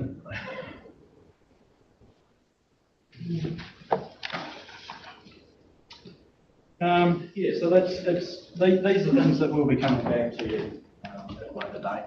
I think some wider workshopping, talking to communities, even buy-in, but it's really just to serve to give you an example of what we're really thinking about, because at the end of the day, we can't continue to maintain everything that we've got without the significant increases that we're looking for.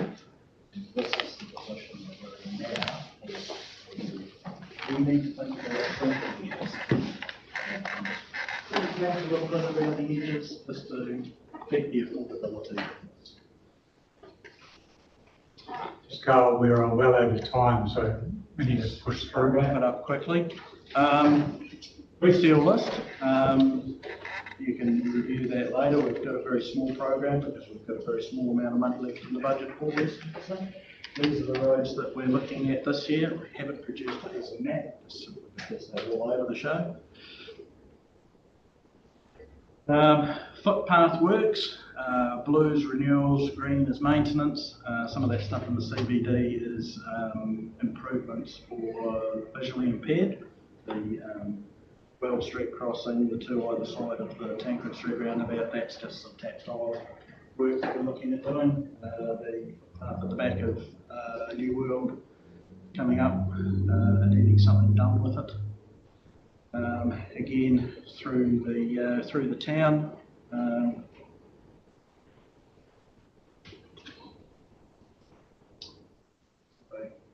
Maintenance, looking at renewals again. That's out at the start of Lake Canary Road. And that's Ross, that's just some heavy maintenance.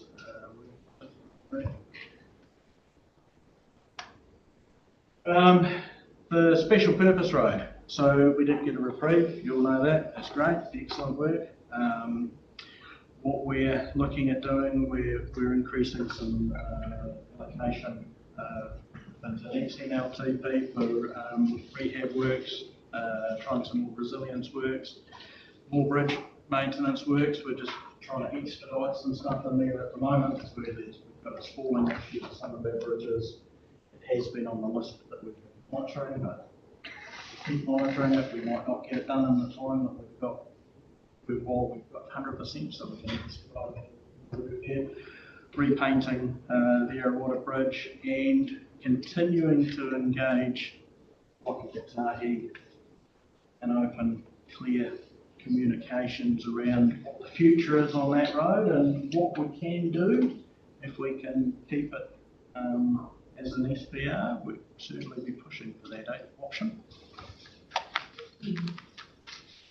From our parking workshop, this is where we've landed in terms of we took from the conversations that we're coming out to the community. So this is what we're looking at the moment. A little bit of coach parking, a little bit of mobility parking, and some camper van parking areas. That's like phase one that we were looking at putting out to the community for a bit of feedback. That will be something we'll look at in the new year. Is it putting it out to the community for feedback? Yeah. I thought, Carl, we decided that the coach parking was to go on the other side of that road at Camp Street.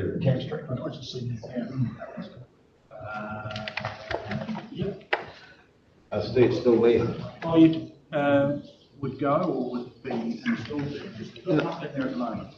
This was to go over this side, on this side. Oh, okay. No, we can change that. Thank you. That's easy.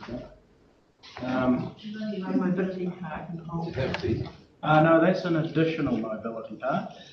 So this is what we're looking at changing. So that's an additional mobility park. It's outside the region. Does that require some pavement work? But you couldn't get out of the car and that car park and get Require off some the modification of that island.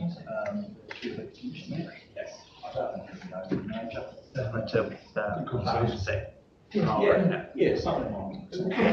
around the corner with the intervention. The challenge that we have here is mobility parking. We've got a parallel path. We've got the person getting out on the driver's side into the traffic. We try and keep it where there's clear access in and out of the vehicle without being in the traffic light. Here we go.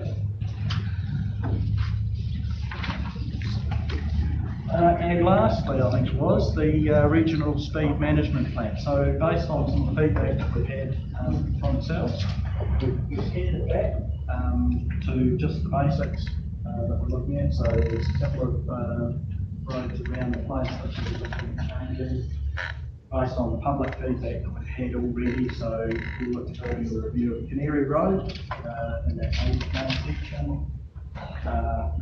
See if we can feed Pine Tree Road into that at the moment, because it's sort of got left out last time, or we've got negative pushback. The Takatai Terrace area, Brands, Brands Alpine area and stuff that we can get on there, changing fees around there. So keeping it to the basic, and we're looking at going out in about March next year. So the regional council applied for an extension on time for that body of works, so that they can do that. The school zones, we're still pushing ahead with that. We've got the signs for the variable sites. They're all ready to go, and we will be pushing ahead. Getting things set up, ready to go, so that we know that's a given. It's got to happen, irrespective. So we'll be ready once it's legitimised, line cover everything, it'll be ready to go. Any further questions? We haven't already covered. So obviously something that we're going to have to come back and spend more time on, because I think there are questions and concerns and discussion to be had. So let's factor that in, and I don't know whether we slot this into a workshop going forward as we start to look at those things. Yeah, it is something that we do need to have those bigger conversations about. Yeah. We've sort of touched on it regularly over the last few years, but it's come to crunch. Yeah, and we've got the disability sector coming to talk to us December or January. So that's part of the discussion in there too, as far as that goes. So we've got quite a big picture to work on. So let's bring it to a workshop or something where we can actually do that and give it the time that it deserves and thrash things out and get things addressed. Thank you, Carl, for that. Can I please have a movement and second to please resolve that the presentation from Carl Jackson, Transportation Manager, be received, please. Councillor Manera, Councillor Byrne, thank you very much. Thanks, Carl, very much for that. It's much appreciated. Good report. Right, we are running considerably behind time, so what we will do is, Joanne's already there waiting to come in onto the screen. We'll run through Joanne's report. We've also, in confidential, got a section there where they have to be on a plane, so we may have to jig the components of the meeting around a wee bit so we can actually ensure that everybody gets to where they need to be by those set times. So we'll move straight on to Joanne, and welcome Joanne to the meeting. Thank you very much. Good afternoon, everyone. For the annual report for Western Holdings Limited. So yes, welcome Joanne, and the floor's all yours. Yes, so you will recall that we put a presentation of the results to council at the end of October, but unfortunately the audit was not complete, so the annual report was not able to be tabled. That did come through a few days after that last council meeting. So this is just a formality to present to you the annual report with the auditor's letter included. And we're looking for council to receive this report, and then it will become the final public document. Cool, thank you, Joanne. So as this is not a discussion point, it's a matter of receiving the annual report from Western Holdings. Can I have a mover and a seconder, please, resolve that the report be received and that the Western Holdings Limited Annual Report 2022 to 2023 be received and published to the Western District Council website. Thank you, Councillor Burden. Seconder, Councillor Neal, thank you very much. All in favour? Aye. Against? Thank you, Joanne. That's that. What? Sorry, Sir Paul, I didn't see your hand up. Through which was no discussion at all. Well, the annual report was presented and it has been discussed previously, so this is a matter of receiving it. We have? Yeah. Yeah. The whole annual report from Western Holdings. So through you, Your Worship, the only thing that's changed is the inclusion of the auditor's letter. So that was not available in October. So the results are as they were presented in the October council meeting and at the AGM. Thank you for clarifying that, Joanne. So again, the movement of seconder was Councillor Burden and Councillor Neal, and everybody was in favour of that. Thank you very much. So we'll move on to the Western Holdings review of directors' fees. Thanks, Joanne. Yes, so we did raise this with at the AGM with the councillors who were present at that meeting. We didn't give them quite as much detail as we have here on I think it's page 80 of your report. So we have just obtained this information from the Institute of Directors to look at where the Western Holdings directors' fees sit. We haven't had them do a full assessment. That's a several $1,000 exercise. So we've just gotten some of the summary results that they publish and presented those to you. So what the directors of Western Holdings are looking for is an increase of their fees of 10% for the coming year. So we understand that the CCO review is underway. If obviously that may change things, but the way it stands right now, we are suggesting that the remuneration be increased. Thank you, Joanne. There's three parts to this, but any questions for Joanne, please, on that? Paul? Yes, Your Worship. So, 10% increase to me doesn't seem to equate with the results. The financial targets to the key ones of performance targets was a fail on 0.7 gross revenue, 0.8 net profit, 0.9 return on shareholder funds, 0.10 return on total assets, all short of target. Sorry, was that a question? Well, it's a question statement that. Yeah, so there are obviously a number of things that are taken into account, and you can put more weight on some than others. So the results, compared to budget or compared to previous years, are not really taken into consideration because we can't control the economic situation within Hokitika or the country. So we believe that it should be based on the workload, and risk is a very serious issue for directors, and the greater the risk, the more the remuneration should be.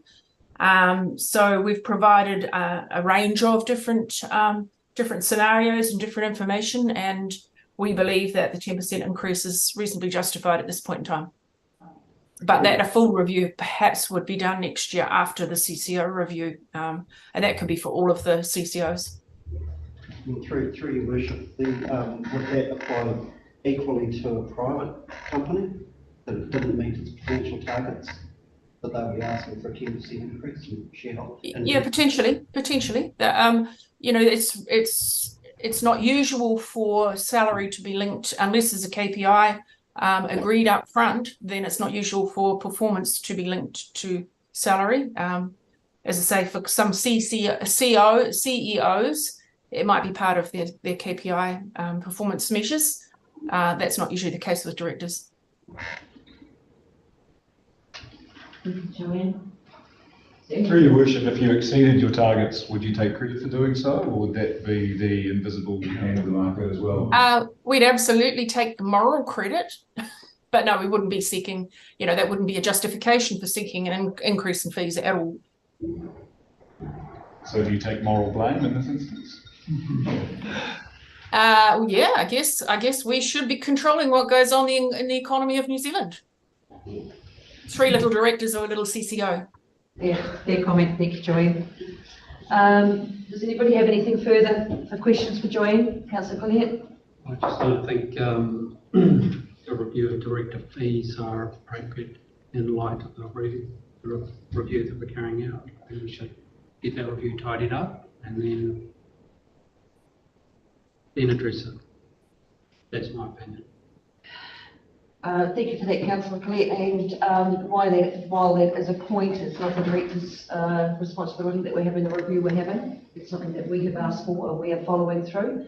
And so that shouldn't affect the day-to-day structure of the board and what they do and the remuneration that sits with that. Because in the meantime, they still have to have performance of the CCOs and they have the responsibility of that.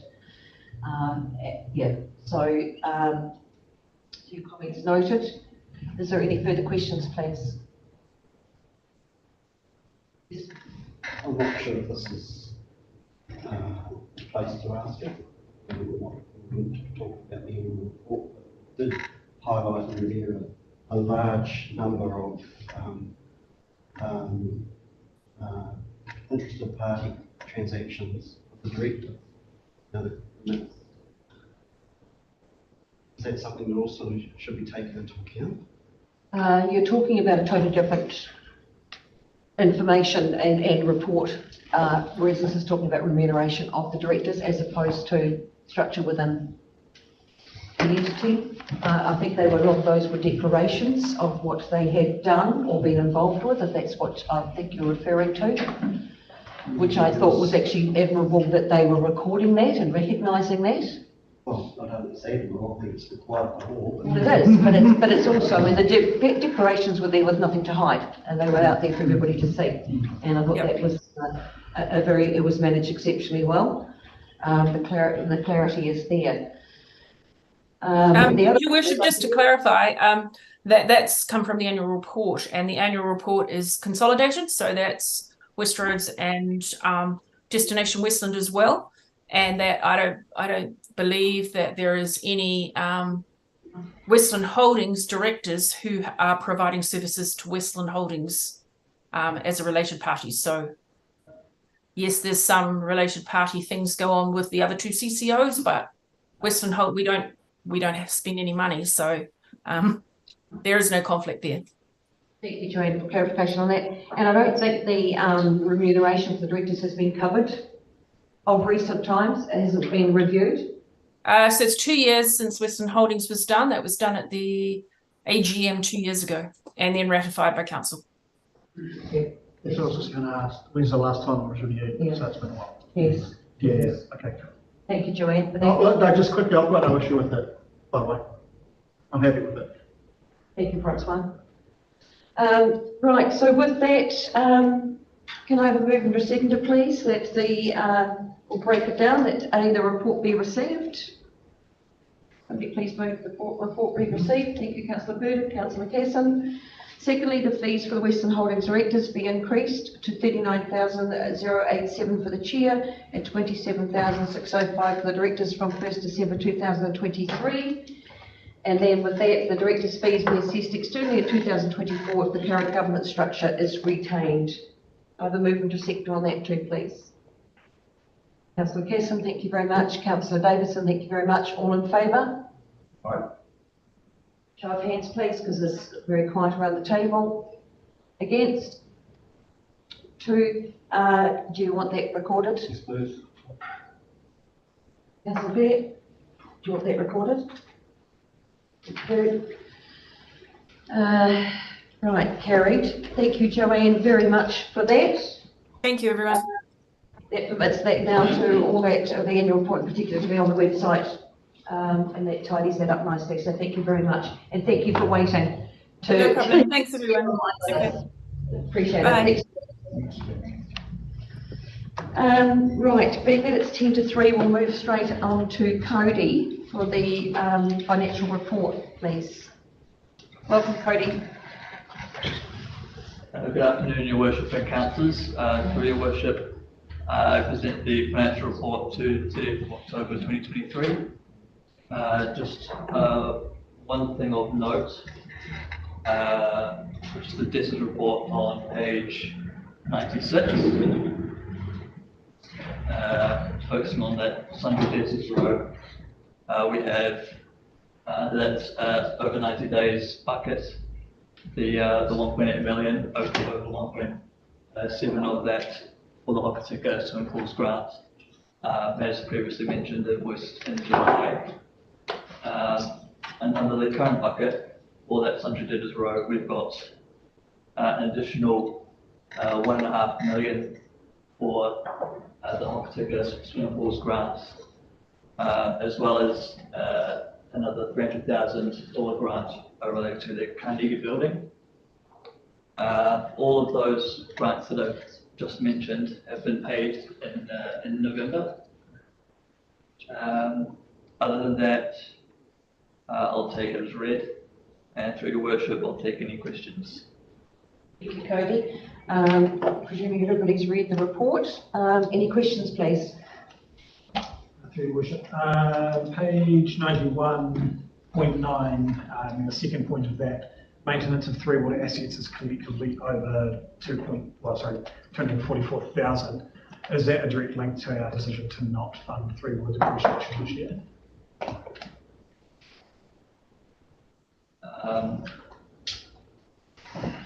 Can you repeat that question? So we're $250,000 over for three waters assets.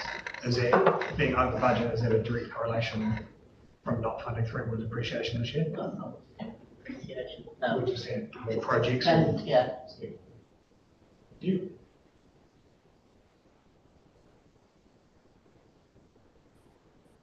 Any further questions for Cody?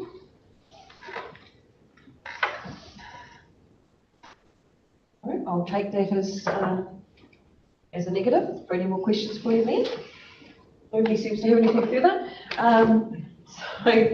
Can I have a mover and seconder, please, and resolve that the financial performance report for 31st October 2023 be received, please? Councillor Neal, thank you. Councillor Kesson. All in favour? Thank you. Thanks, Cody, very much for that. Greatly appreciated.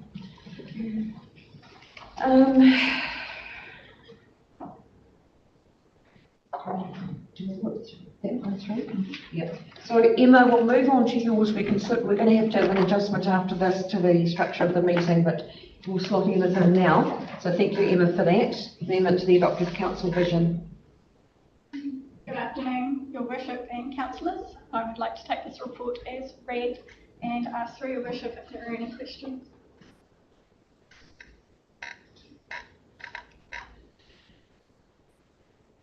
So it's quite a minor modification, isn't it? Yeah, it's just changing it from region to district in the wording. Paul? Recognise it's a district as opposed to the entire region. We like influence the whole region though. It's ambitious. Paul? Through your worship, while it is minor and it seems fairly straightforward, it doesn't, is it an opportunity to actually reflect in the vision of the tree department? There's nothing here about cultural enrichment. This is a vision created by council, so it is council's decision if you want to. Just saying, is this the opportunity to change it? We did workshop this. So this was the wording at the top, and then underneath that, we actually had it broken down and it did cover culture, etc., through the different strands within that. Does it read like that? Well, this is yeah, but this is just that part of the vision. But that's just a sentence, whereas everything else sits on the formal document, sits underneath it, and contains all that. So, and we did workshop it for input. Discussion. We wrote it with the stroke of the pen, we can change it with the stroke of the pen. We wrote it with the stroke of the pen, we can change it with the stroke of the pen, really. I mean, there's nothing stopping us changing it.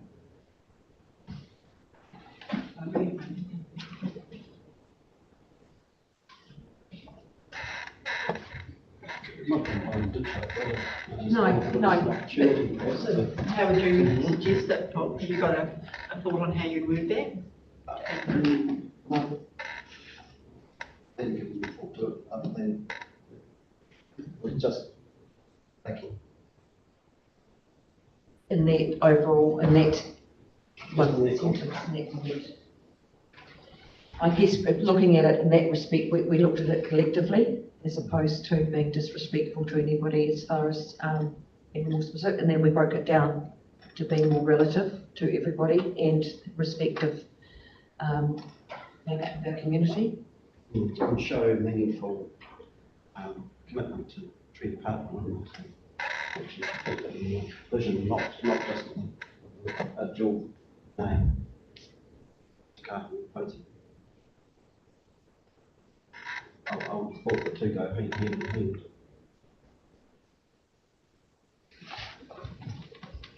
So how would you inject that into there? I might take the liberty and just say, comma, maintaining a working relationship with Mana Whenua or treaty partners, or whichever word you'd like to use. Paul can probably improve on that with the words, but... Through the chair, have we shared the whole vision with everybody? I understand that, and this also was presented on more than one occasion. We also workshopped this as well. Yeah, I mean, this at this stage, the vision has been adopted. It's just this amendment to this word. Well, it's fixing a wee mistake, and there's no reason why we can't fix another amendment. Yeah. Well, I don't know. Leslie, can it be amended? Well, it can be amended if you can do it now, because we need to get on with the LCP, and if we don't get on with it now, then we won't get what's done. Right. I believe everybody was invited to these workshops. Yeah, and the results of the workshop were set out after it in September. Yes. And the vision, I think, was one we went through not once, but 2 or 3 Yes, times. I did send it out to everybody for input because you hadn't heard anything, so I did resend it. Yes. The report was presented over the entirety of the vision, the outcomes. Yeah, but if we agree now on the first mission, that could be rectified, and then I'll be trying to do it. That's what this is just said. But we need to do it now. Let's do it now. Well, it's all well and good saying let's do it now, but we, and we have not got, yeah. Proposed change. Your worship, you could test the room by tabling it as the resolution. As the report recommends. With what's in here now currently. What about saying we will? Oh, yeah, we should, time's up, we've had a chance, let's move on. Or we could put, we will work collaboratively with Mana Whenua by investing in our people.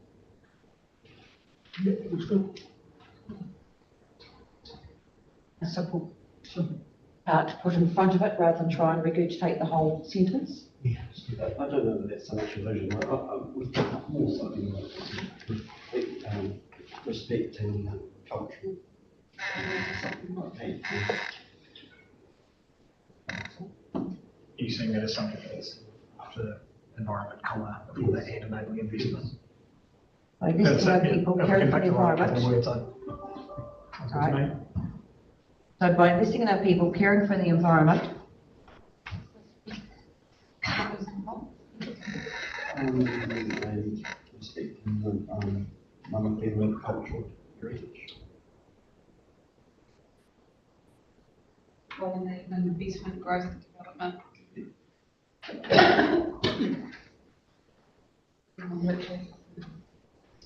Right, so that amendment reads, by investing in our people, caring for the environment, respecting the Mana Whenua cultural heritage. We Correct? need to enable. Yep, and enabling investment, growth and development, we will enrich our district and the people that reside here.